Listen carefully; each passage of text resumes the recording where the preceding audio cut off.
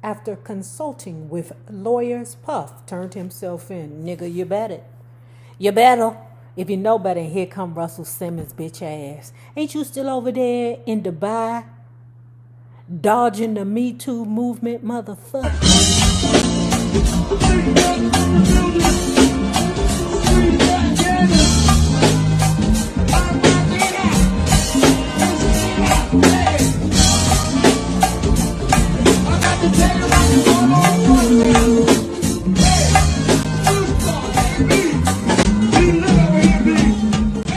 Hello there, love bugs. Hello there, bellas. If you have not already done so, please remember to like, share the Facebook, subscribe, and visit uptopbeauty.com.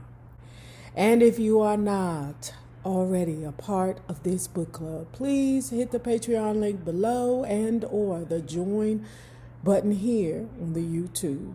And for a small monthly fee of $5, you babies, yes, you can be privy to all the shenanigans before the YouTube gets it, if the YouTube gets it. Have y'all bought this book yet?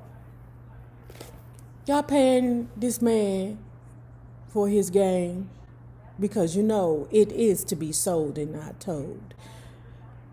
But go on over there to the Amazon. There's a link in the description bar. And check it out. With bonuses from recent successes at Bad Boy, Puff was getting between 40 and 65 million from BMG, and about 20 million of that was a bonus just for Puff. On top of that, the Sean John clothing line was racking in millions. Not in DC. Oh no, the fuck it wasn't. They wasn't wearing that stuff. I mean, like, you could wear some of that stuff like to work.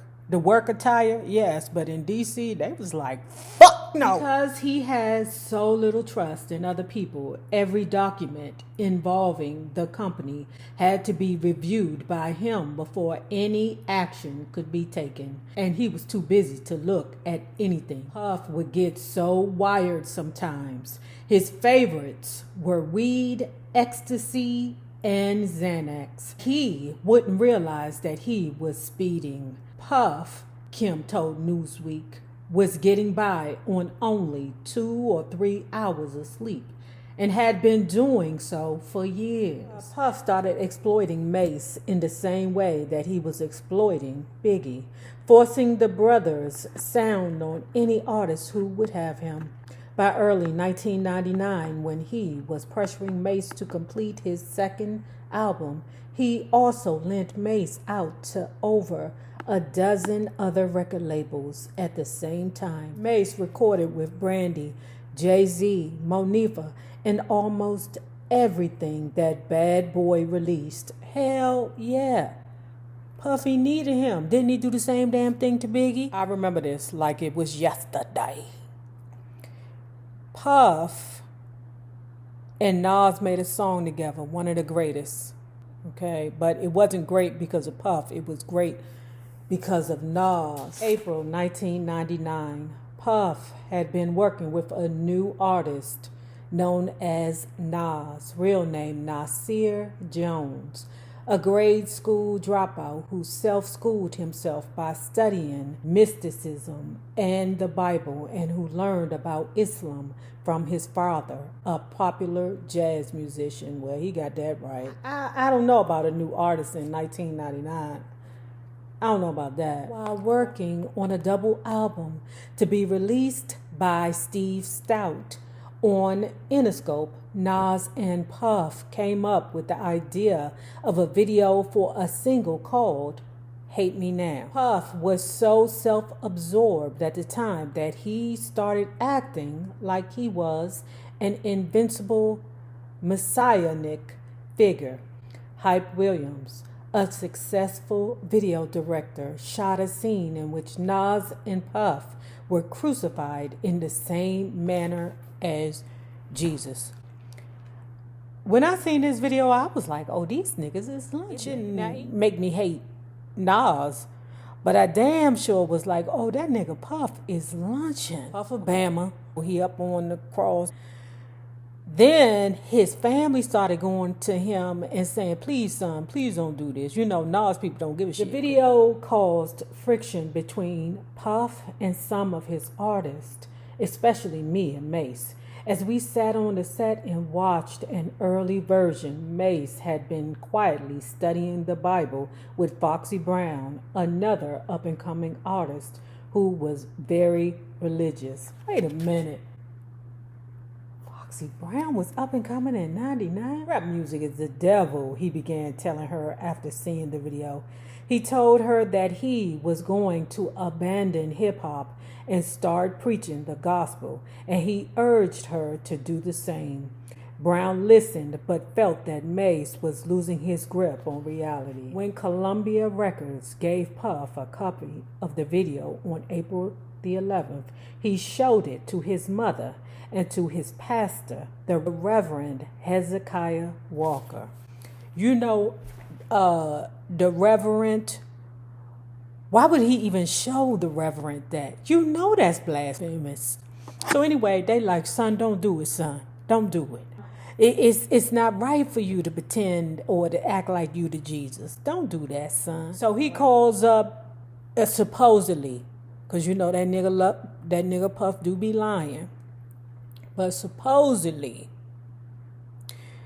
he called down there and said, don't release the video. Too late. Now, I don't know how and why Puff decided to beat Interscope's ass. I don't understand. Well, Steve Stout, is it Steven Stout? What's his name, Stephen Stout? Puff and them went down there to Steve Stout's office and beat his ass. Why you beat Steve Stout's ass? Okay, I guess because they couldn't beat MTV's ass. So Puff and two other dudes went down there and whipped his ass clean. Okay? I mean, kicked the blood out of him. The hell? On April 15th, Puff called Stout and told him that he had reconsidered the video and wanted it destroyed before someone got hold of it. Stout told him that the video had already been released to several video channels and it would be impossible to retrieve it. Within hours of the conversation, the video aired on MTV. Like I say, why Steve Stout get the ass whooping?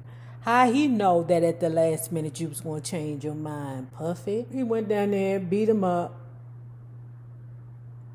Steve Stout pressed charges. Stout was rushed to St. Clair's Hospital by colleagues who heard the ruckus as it was ending. After being treated for his wounds, he gave the police a statement. He told them that the only assailant he knew was Puff, but that there was a bodyguard with him that he had seen before. The night after the attack, a group of us from Bad Boy accompanied Puffy to a party for the launching of Notorious, his new magazine. When a reporter asked Puff whether he was involved in the alleged attack, he gave a bizarre answer. Not to my knowledge, he said. And when questioned by police, Puff initially denied knowing anything about the attack.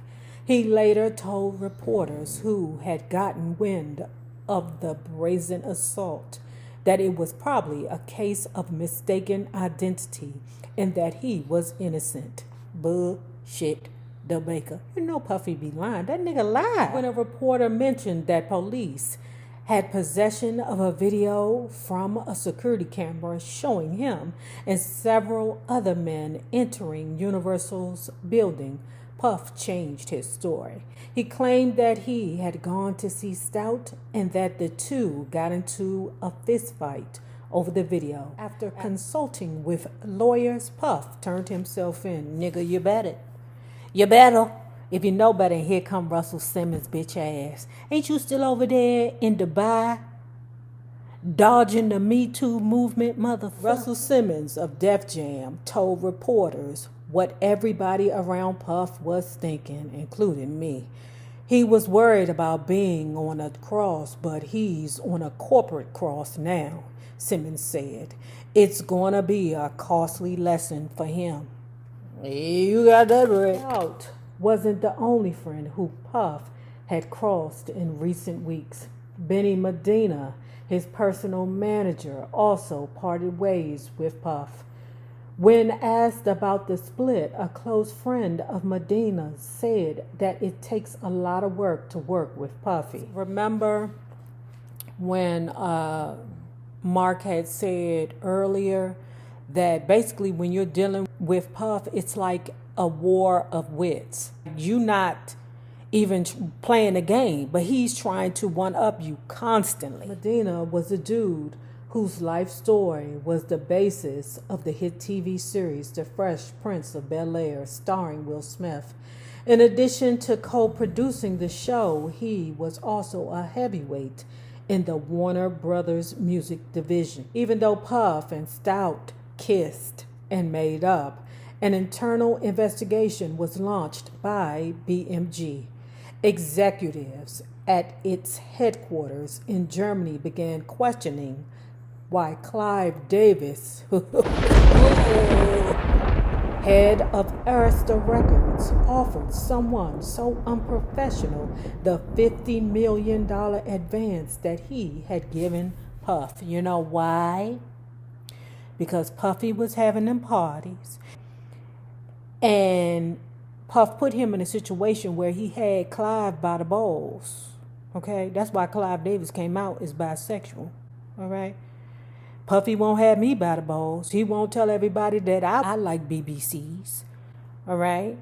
Well, hell, they saying that Puff like BBCs. So that might be what Clive and Puffy enjoy together. They want to know what the fuck is going on here and why you giving this dude money. He don't have no discipline.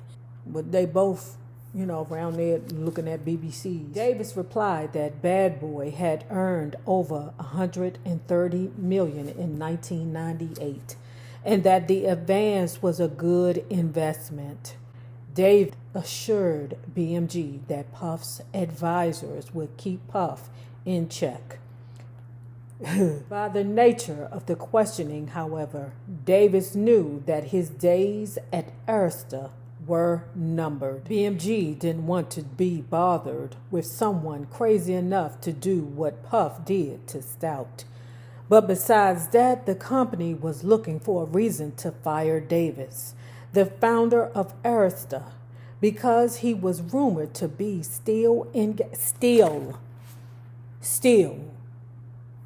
engaging in unethical practices to promote his artist, and also because he simply had amassed too much influence over the music feeding chain over the past 30 years. BMG reminded Davis that what Puff had done to Stout constituted a material breach of their contract. After talking to Davis about BMG's threat, Puff went before reporters to feign remorse.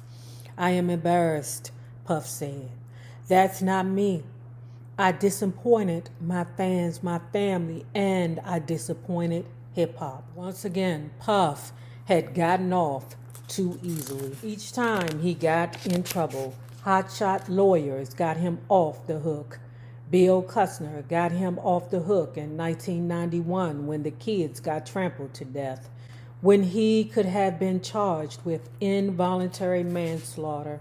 Although Puff had tried to pay the families next to nothing, some of the parents refused to settle. 4 months before the Stout incident, a New York judge ruled that the City College of New York, Puff and Heavy D, were jointly responsible for the deaths of 9 kids. What the Don't bring my Heavy D into this bullshit. Please don't say Heavy D had nothing to do with that book.